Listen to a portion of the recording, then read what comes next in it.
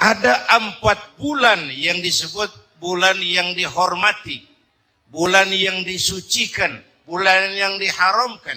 4. 3 bergandengan, 1 agak terpisah. Yang bergandengan itu Rajab, Sya'ban, Ramadan. Yang agak terpisah itu Muharram. Ini 4 bulan yang dihormati disebut Ashhurul Hurum. Saudara-saudara, Muharram ini salah satu dari 4 bulan yang istimewa. Kenapa? Banyak peristiwa besar yang terjadi di bulan Muharram. Hampir semua nabi dan rasul berkaitan dengan Muharram ini. Hampir semua nabi dan rasul. Kita akan kutip beberapa saja dalam konteks kekinian. Pertama, Allah menerima taubatnya Nabi Adam pada hari ke-10 bulan Muharram.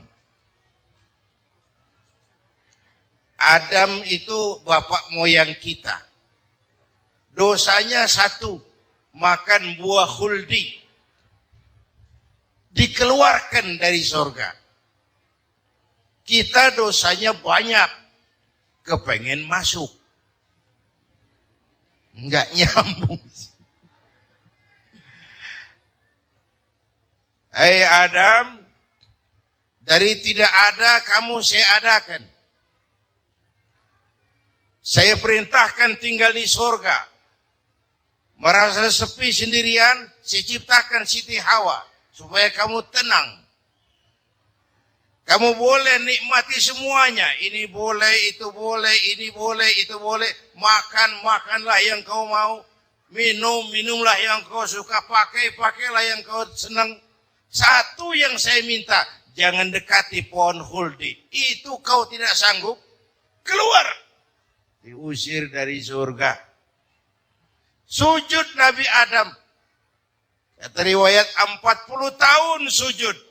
Membaca Rabbana zalamna anfusana wa illam taghfir lana wa tarhamna lanakunanna minal. Itu namanya istighfarnya Nabi Adam. Istighfar itu kan mengucapkan astagfirullah. Basmalah membaca bismillah. Jangan kayak teman saya disuruh banyak-banyak baca istighfar, benar-benar dia baca istighfar, istighfar, istighfar. Bukan itu maksudnya. Nah, maka salah satu amalan yang sangat dianjurkan di bulan Muharram ini memperbanyak istighfar. Tidak ada orangnya yang tidak, ayo jujur, ini yang kumpul di sini semua, ada nggak yang nggak punya dosa? Yang merasa nggak punya dosa, ayo ke depan. Ada? Tidak ada. Setiap kita, entah kecil, entah besar, sengaja, terlupa, pasti mempunyai yang namanya khilaf dan salah.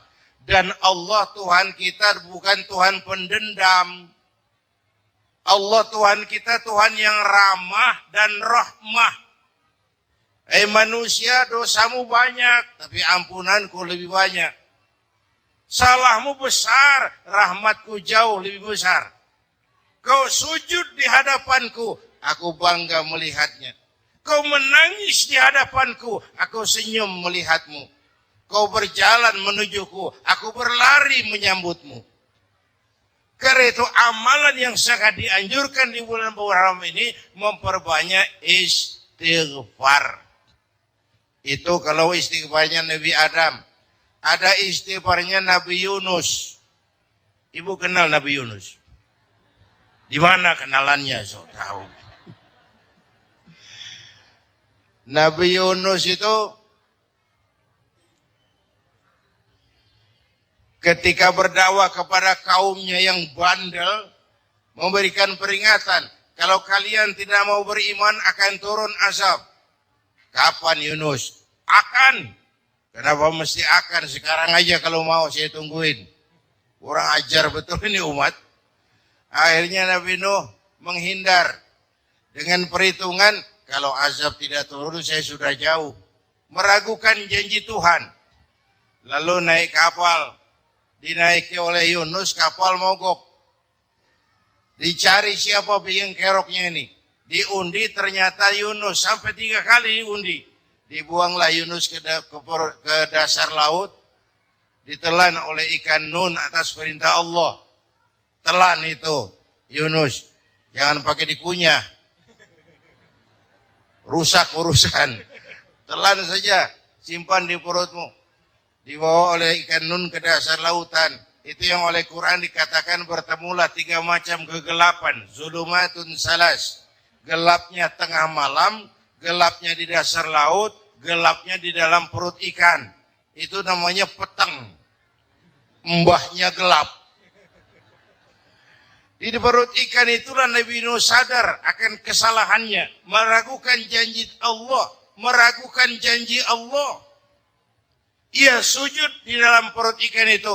Membaca la ilaha illa anta subhanaka inni kuntu.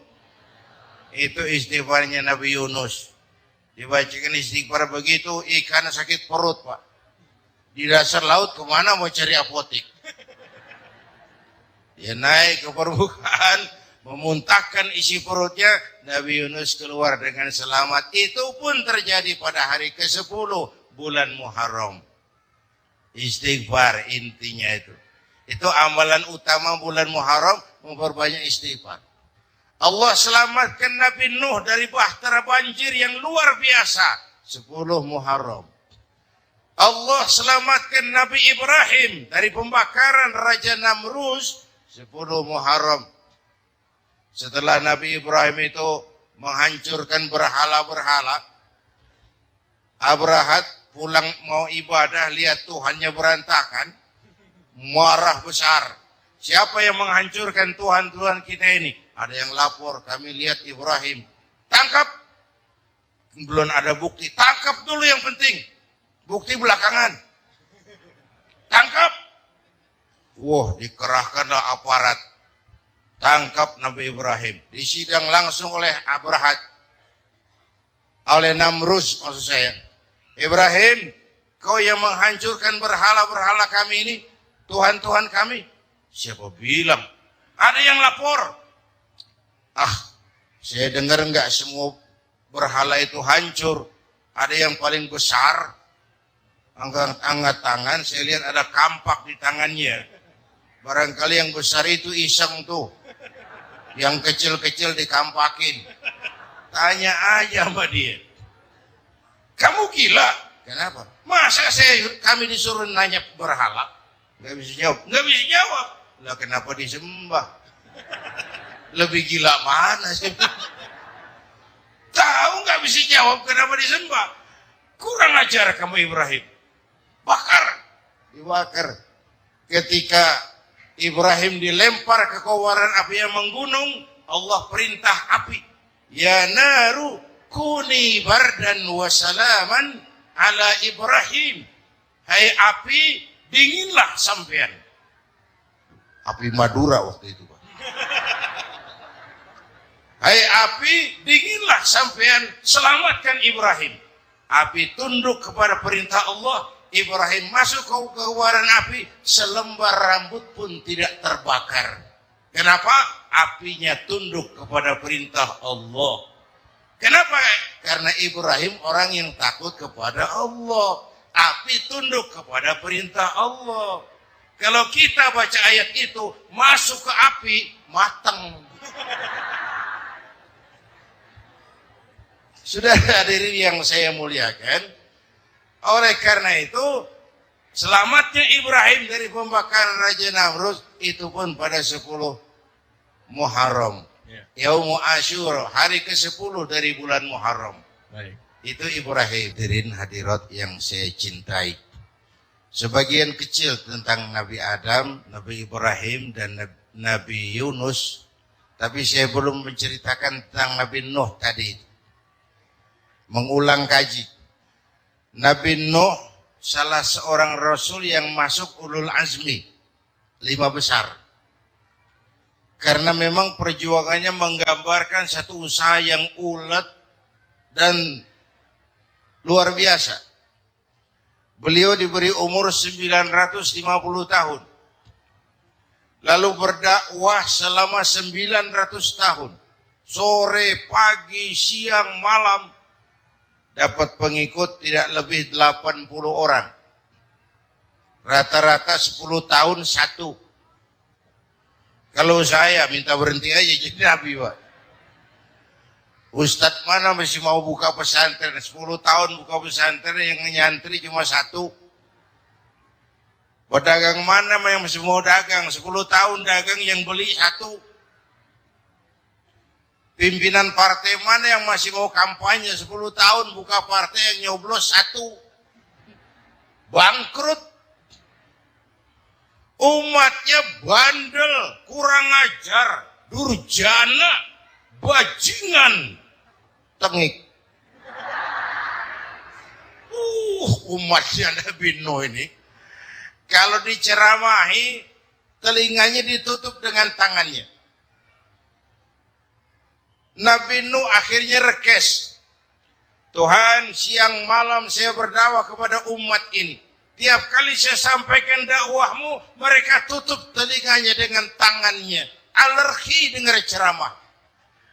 Apa itu ceramah? Non-profit. Saudara-saudara, jadi mau kamu gimana, no? Sudah Tuhan, habiskan saja orang kafir. Nanti kalau punya anak, anaknya pun kafir lagi. Lebih baik bapak moyangnya sikat habis. Biasanya kalau bapak kalong, anak kampret. Bapak nyolong, anak nyopet. Fotokopi gimana aslinya? Hampir habiskan saja. Itu mau kamu, no? Iya. Oke. Nanti aku turunkan banjir, no. Buat kapal. Dengan apa saya harus buat kapal, no? Ya dengan kayu, kata Tuhan. Kayunya dari mana, Tuhan? Ya dari pohon, no. Pohonnya belum ada, Tuhan. Ya tanam dulu, no. Bikin kapal kayunya nanam pohon. Apa artinya? Perjuangan perlu kesabaran. Sukses itu ada prosesnya. Nggak bisa simsalabim abracadabra lalu kita mau sukses. Semua ada prosesnya. Walaupun kenyataannya begitu. Sukses banyak bapaknya, gagal itu yatim. Kalau kita sukses banyak yang ngakuin. Yang baru ketemu pakai manggil encing. Ketemu baru. Tapi sukses banyak bapaknya. Gagal, yatim. Gak ada yang mau ngakuin kalau kita gagal itu. Udah, bikin kapal. Dengan kayu di tengah kampung bikin kapal ini. Bayangkan, di tengah kampung bikin kapal. Orang kafir makin menjadi-jadi. Lihat no. Kenapa? Makin sarap. Bikin kapal di tengah kampung mau belayar kemana?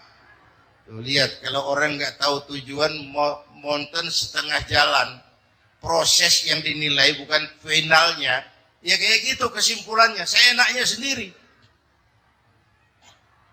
Bikin kapal, kapal mendekati selesai, ini orang kafir rame-rame datang ke kapal Nuh. Mau apa? Buang najis. Sakit perut berangkat ke kapal Nabi Nuh. Nongkrong. Dapat 2-3 tumpuk, pulang. Penuh lantai kapal dengan najis manusia. Inilah perjuangan. Bukan jalan raya lurus bertabur bunga di kanan kirinya. Banyak ondak dan duri, fitnah, caci maki, antipat, segala macam. Nuh. Ada orang tua dasar kafir, kurang ajar, sudah stroke berangkat juga ke kapal Nuh. Mau buang najis, pincang-pincang digotong orang. Selesai buang najis, dia bangun, mau pulang, pegangan tiang kapal, terpeleset, jatuh di atas tumpukan najis. Terjadi keajaiban, yang struknya sembuh, lumpuhnya hilang, berangkat digotong-gotong pulang jalan gagah sekali. Tapi orang kampungnya heran, ente sudah sembuh? Sudah. Berobat di mana? Kok begitu paten? Di kapal Nuh. Masih banyak.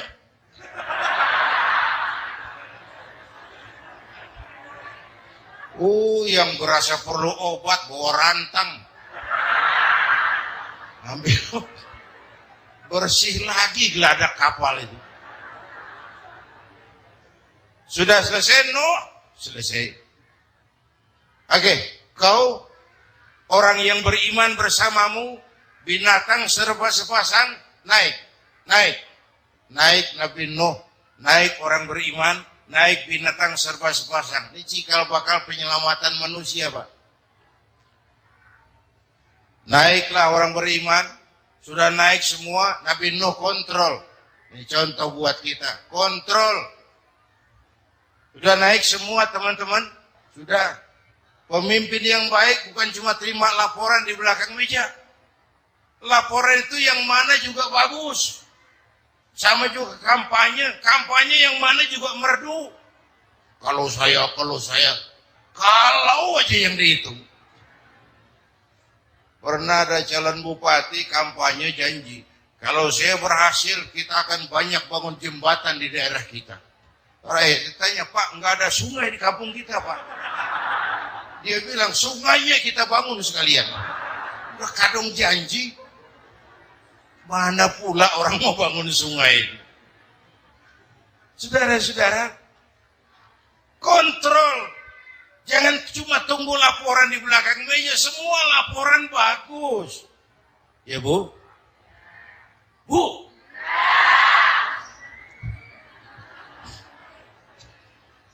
Nabi Nuh kontrol. Sudah naik semua. Sudah Nuh. Pulan bin Pulan naik. Naik Nuh. Paimin bin Tukijo. Naik. Kami lihat naik. Ada orang Jawa juga kayaknya. Ada.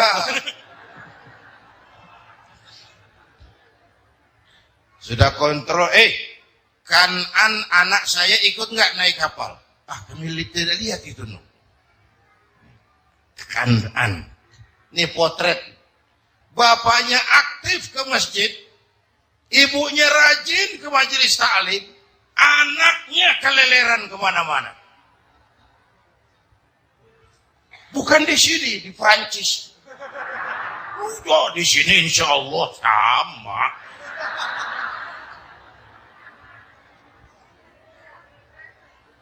Nuh karena sayang anak, Nuh karena cinta anak, Nuh karena tanggung jawab anak, cari naik ke atas kapal.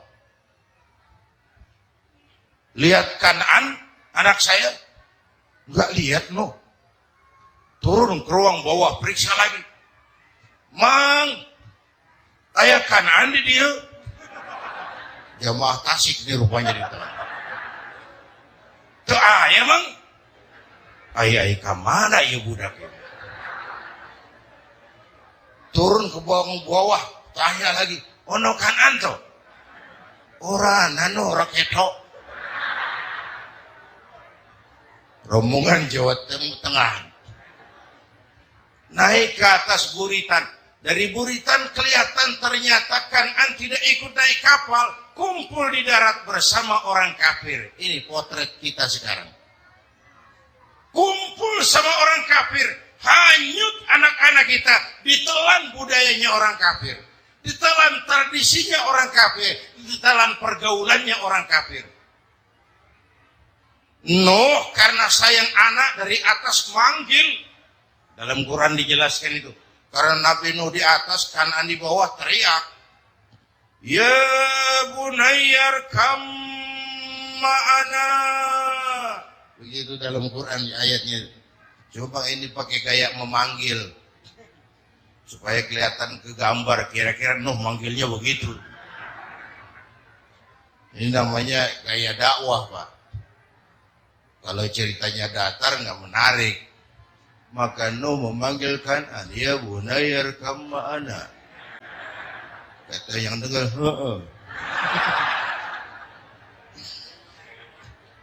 Ini gaya orang manggil. Ya bunayyar kam ma'ana. Kan'an. Kesini nak, naik kapal sama papi.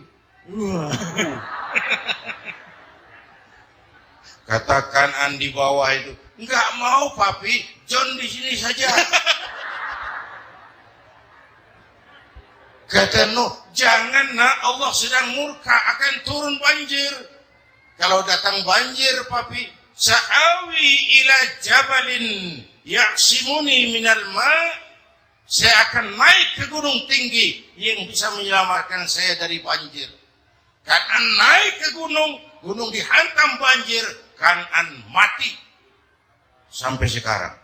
Yang kelima, Nabi Musa, kisah Muharramnya ini.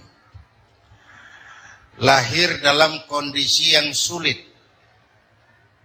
Karena Fir'aun mimpi akan lahir seorang anak dari keturunan Bani Israel yang akan menghancurkan kerajaannya. Kata Fir'aun, sudah lahir belum anaknya? Belum. Kalau gitu mulai malam ini laki-laki dilarang bergaul sama istrinya. Semua perempuan hamil di bawah pengawasan negara.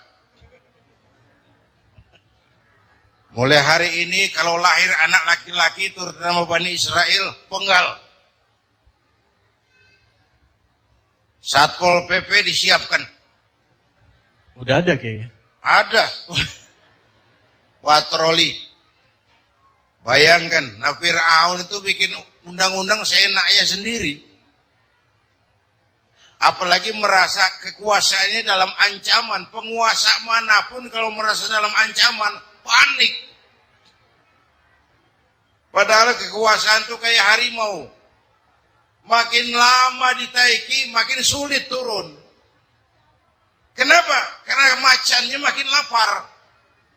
Naik terus capek, turun dimakan harimau. Serba sulit. Saudara-saudara, kalau kita mau belajar dari Pak Harto, saya melihat kekurangan Pak Harto cuma satu. Terlambat berhenti.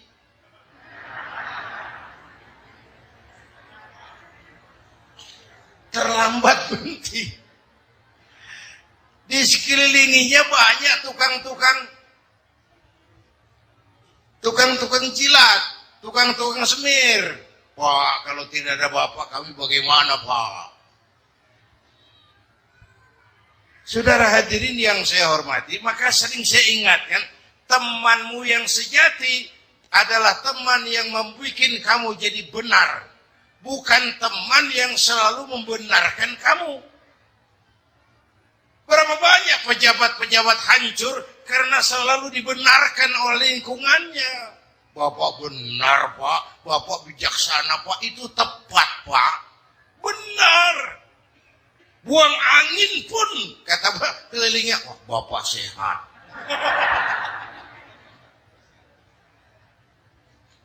Temanmu yang sejati, teman yang bikin kamu jadi benar. Bukan teman yang selalu membenarkan kamu. Bapak Ibu hadirin yang saya hormati. Tapi kehendak Allah terjadi. Lahirlah Musa. Bayinya dihanyutkan di sungai Nil. Bayi sudah menderita. Dihanyutkan di sungai Nil. Dan akhirnya besar. Di lingkungan istana Fir'aun. Diriwayat oleh Ratu Aisyah. Perempuan Fir'aun. Setelah mulai berjuang, terjadilah itu. Musa dan pengikutnya dikejar oleh Fir'aun. Sampai di tepi laut, Allah wahyukan Musa, lempar tongkatmu ke laut. Dalam kondisi darurat, mukjizat tiada jalan. Kondisi darurat. Kalau tidak, mukjizat itu maunya Allah, bukan maunya Nabi. Nabi nggak kuasa. Allah yang mau. Tapi hidup Nabi bukan mukjizat. Manusiawi.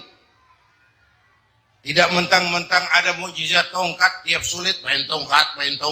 Nggak usah berjuang kalau begitu. Itu darurat menyelamatkan umat. Tongkat dilempar ke laut, laut terbelah. Laut terbelah. Itu secara visualnya bisa kita lihat dalam film The Ten Commandment. Udah nonton belum? Urusan nonton kalah sama Ustadz gimana sih? Ten Commandment, 10 firman Tuhan. Tekniknya bagus tuh. Bagaimana laut terbelah. Musa lewat. Fir'aun mengejar. Musa sampai di ujung sana. Fir'aun masih di sama tengah perjalanan. Laut nutup kembali. Laut menutup kembali. Fir'aun tenggelam. Cengap-cengap di lautan. Begitu nafas sampai di tenggorokan, Fir'aun sambil cengap-cengap itu, amantu bi Rabbi Musa wa Harun. Duh, kalau begini mah saya juga percaya sama Tuhannya Musa. Malaikat mau jengkel, goblok loh. Terlambat sekarang. Tenggelamin terus. Modar. Musa selamat. Fir'aun mati. Jenazahnya, jasadnya terdampar di pinggir laut. Beberapa waktu kemudian ditemukan orang di mumi, di balsam, diawetkan. Itu sesuai janji Quran. Wa kadzalika nunajjika bi badanika litakuna liman khalfaka ayah. Kami selamatkan badan kamu agar jadi pelajaran bagi orang-orang sesudah kamu nanti. Janji Quran tepat. Janji itu 14 abad yang lalu. Jasad Fir'aun ditemukan, di mumi, diawetkan, dibalsam. Di bawah nama Farao Ramses II. Sekarang tersimpan di Museum Negara di Mesir. Kapan-kapan nanti ibu main ke Mesir, mampir. Naik ojek paling berapa itu? Orangnya tinggi, hidungnya mancung. Pokoknya pantaslah jadi Fir'aun. Selamatnya Musa di kejaran Fir'aun di ujung sana itu terjadi pada hari ke-10 bulan Muharram yang oleh orang Nasrani diperingati dengan hari raya Paskah. Mereka melaksanakan puasa, mensyukuri nikmat keselamatan dari kejaran Fir'aun. Makanya kalau kita ikut puasa di bulan Muharram, bukan mengikuti syariat yang Nasrani, salah. Karena Nabi mengajarkan, itu sumbernya. Bukan ikutan sama ibadahnya Israel. Tapi memang agama ini kan merupakan mata rantai. Datang Rasul baru melengkapi Rasul sebelumnya, datang Rasul baru melengkapi Rasul sebelumnya. Mata rantai yang berkaitan. Setelah Muhammad selesailah tugas Nabi dan Rasul. Selesailah misi Nabi dan Rasul. Tidak ada Nabi lagi sesudah Nabi Muhammad. Itu harga mati, titik. Gak ada kompromi. Siapapun sekarang ini nggak datang ngaku jadi Nabi, wajib tidak percaya. Wajib tidak percaya.